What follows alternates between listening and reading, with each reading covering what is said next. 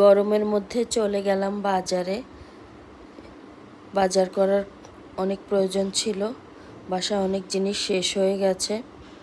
সাথে আমার নাতিনকে নিয়ে গিয়েছি। তার দুষ্টামির যন্ত্রণায় কোনো কাজই করতে পারছিলাম না। তাকে সামলানোর জন্য সাথে করে আরও দুজন নিয়ে যেতে হয়েছিল আমাকে। সে খুবই দুষ্টমি করে, ছটফট মানুষ। বাচ্চারা আসলে ছটফট হবেই, এটাই স্বাভাবিক, কিন্তু আমার নাতিন একটু বেশিই ছটফট। শুধু সে এক্সেলেটারে উঠে যাচ্ছিল, তাকে বারবার ধরে ধরে আনছিলাম। ললিপপ দেখেই সে ললিপপ খাবে। ললিপপগুলো খুব সুন্দর ছিল, তো তাকে ললিপপ দিয়ে কোনো রকম শান্ত করে আমি দেখছি কি কেনা যায়। কিছু ফল নিব।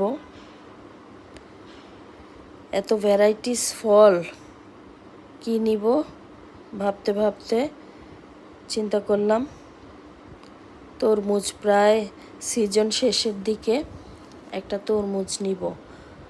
তরমুজটা অনেক বেছে টেছে দিলাম, তো কাটার পরে দেখি তরমুজের ভেতরে নষ্ট। পরপর আমি দুটো তরমুজ কাটলাম, দুটোটাই নষ্ট ছিল। শেষ পর্যন্ত তরমুজ আর আমি নেইনি। ভিতরে কেমন যেন কালো কালো পানি পানি হয়ে আছে, কেমন একটা বাজে গন্ধও আসছে। পরে আর তরমুজই আমি নিলাম না, কলা নেব।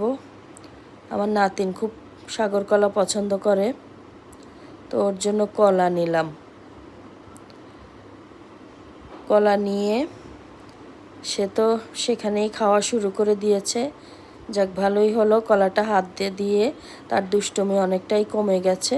সে হেঁটে হেঁটে কলা খাচ্ছে, আর তখন আমি টুকিটাকি যাই কেনার বেছে বেছে কিনছিলাম। এই তো আমার নাতিনের দুষ্টুমি দেখতে দেখতে আমার বাজার করাও প্রায় শেষ। চালটা অনেক ভালো ছিল এখানে, মিনিকেট চাল।